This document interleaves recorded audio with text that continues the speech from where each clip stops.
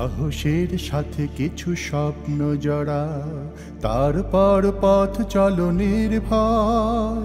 আধারের ভাঁজ কেটে আসবে বিজয়, সূর্যের লগ্ন সে নিশ্চয়, সূর্যের লগ্ন সে নিশ্চয়। সাহসের সাথে কিছু স্বপ্ন জড়া, তারপর পথ চলো নির্ভয়। আধারের সম্মানিত উপস্থিতি, আজকের এই অনুষ্ঠান অত্যন্ত আনন্দঘন একটি অনুষ্ঠান। আমাদের এই ছাত্র ভাইয়েরা যারা এখানে উপস্থিত হয়েছেন, আসলে এই যে রেজাল্ট, এই রেজাল্ট তাদের মানে সূচনা, তাদের ভবিষ্যতের সূচনা হলো। আগামী দিনে তারা এই রেজাল্টের উপরে ভিত্তি করে ইন্টারমিডিয়েটে লেখাপড়া করবে এবং তার উপরে ভিত্তি করে তাদের ভবিষ্যৎ নির্ভর করবে তারা কি হবে। তারা ডাক্তার, কেউ ইঞ্জিনিয়ার, কেউ আর্কিটেক্ট, কেউ হবেন শিক্ষাবিদ, কেউ অ্যাডমিনিস্ট্রেশনে যাবেন। এইটাই আমাদের আশা, আমাদের স্বপ্ন, আমাদের বিশ্বাস। এই যে ছাত্ররা, এই ছাত্ররা হলো আমাদের ভবিষ্যৎ। কারণ এদের মধ্যেই লুকিয়ে আছে আগামী দিনের প্রধানমন্ত্রী, আগামী দিনের জাতীয় সংসদ সদস্য, আগামী দিনের ডিসি, এসপি, আগামী দিনের সচিব। সব কিছুই এদের মধ্যেই লুকিয়ে রয়েছে। এদেরকে আমরা যদি পরিবেশ দিতে পারি, এদেরকে সহযোগিতা করতে পারি, এদেরকে আমরা এগিয়ে নিতে পারি, তাহলে আমাদের দেশ এগিয়ে যাবে ইনশাআল্লাহ। আমাদের প্রধান সংকটটা কি? আমাদের অনেক সম্পদ রয়েছে, আমাদের অনেক সোর্স রয়েছে, কিন্তু আমরা কেন এগুতে পারছি না? আমাদের পরে অনেক দেশ স্বাধীন হয়েছে, তারা এখন অনেক উন্নতি লাভ করেছে, তারা অনেক অর্জন করেছে, কিন্তু আমরা কেন পারছি না? আমাদের সংকটটা কোথায়? আমাদের তো মেধার কোনো ঘাটতি নেই। আমাদের মেধা আমেরিকায় গিয়ে সেটা প্রস্ফুটিত হচ্ছে, আমাদের মেধা ইংল্যান্ডে গিয়ে প্রস্ফুটিত হচ্ছে।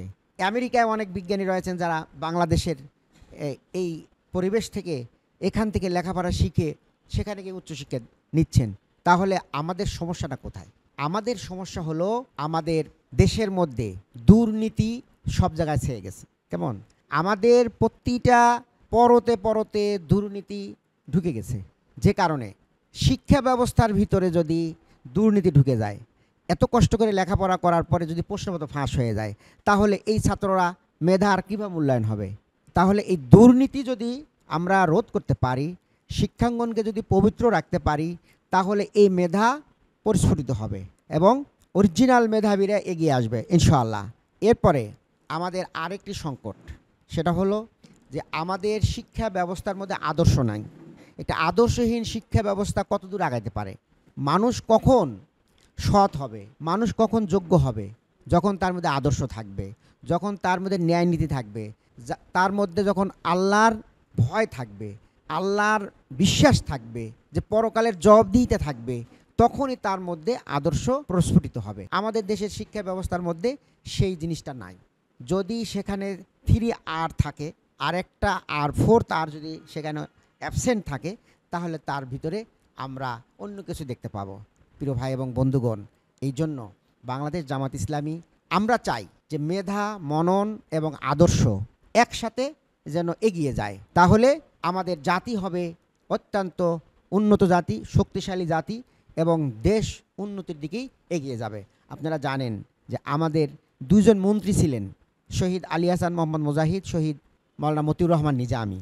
ওনারা দুইজন 5 বছর দেশের 3টা মন্ত্রণালয় পরিচালনা করেছেন, কিন্তু একটা পয়সা দুর্নীতি হয় নাই।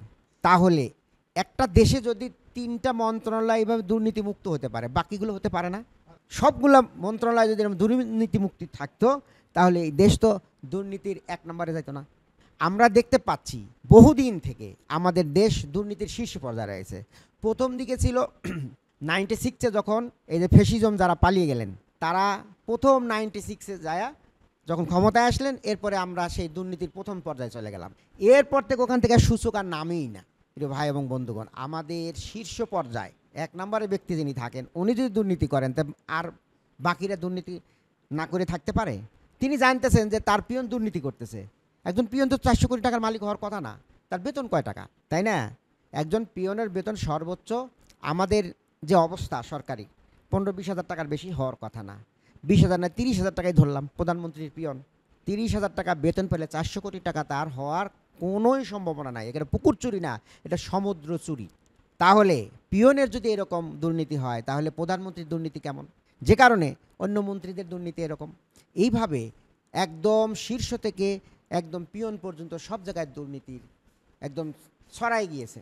এই জন্য আমাদের যারা এই শিক্ষার্থী ভাই বোনেরা আছেন, তাদের কাছে আমাদের অনুরোধ যে তোমরা জাতির ভবিষ্যৎ, তোমাদেরকে মনে রাখতে হবে যে আমাদের অনেক উপরে উঠতে হবে।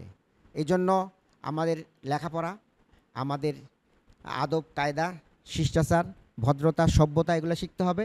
পাশাপাশি আল্লাহকে যেন চেনা যায়। আল্লাহকে চিনতে হলে তাহলে আমাদের সোর্সটা কী? আমাদের কোরআন, আমাদের হাদিস, আমাদের ইসলামী বই পুস্তক, এগুলোর পাশাপাশি আমাদের যাইতে হবে। আমরা যে ধর্মেরই হই না কেন, সেই ধর্মের অনুসারী হতে হবে। কেমন? আমরা কোনো ধর্মকে অবজ্ঞা করব না। ইন্নাদ্দিন ইনদাল্লাহিল ইসলাম। তো আল্লাহ পাকের কাছে ধর্ম একটাই, সেটা হলো ইসলাম। ইসলামের পরিপূর্ণ অনুসারী যদি আমরা হতে পারি, তাহলে একদিকে আমরা ভালো ছাত্র হব, একদিকে ভালো নাগরিক হব, একদিকে আমি ভালো সন্তান হব, একদিকে আমি ভালো মানুষ হব, সমাজের আমি অবদান রাখতে পারবো ইনশাআল্লাহ। তোমাদের মতো এই ছোট ছোট ভাই এবং বোনেরা যে আন্দোলনটা শুরু করেছিল, তাদের সেই আন্দোলনে গোটা দেশ একাকার হয়ে একটা সুন্দর পরিবেশ এনে দিয়েছে আলহামদুলিল্লাহ। এই জন্য আমরা আমাদের এই ছোট ভাই বোনদেরকে কোনোভাবেই অবজ্ঞা করতে পারি না।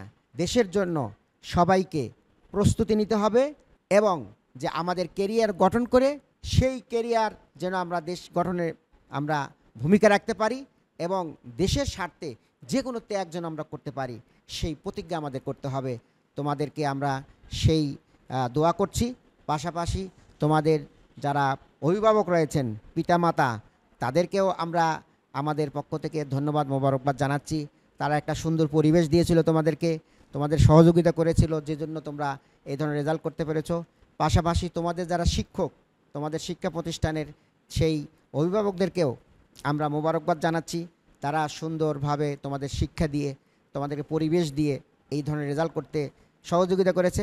সবাইকে আমরা আমাদের পক্ষ থেকে, আমাদের সংগঠনের পক্ষ থেকে আমরা অভিনন্দন জানাচ্ছি এবং আজকের এই অনুষ্ঠানটাও সুন্দর করার জন্য আমি বেলাল ভাই সহ সবাইকে আন্তরিকভাবে অভিনন্দন জানাচ্ছি। আসসালামু আলাইকুম ওয়া রাহমাতুল্লাহি ওয়া বারাকাতুহু। সাহসের সাথে কিছু স্বপ্ন জড়া, তারপর পথ চলো নির্ভয়।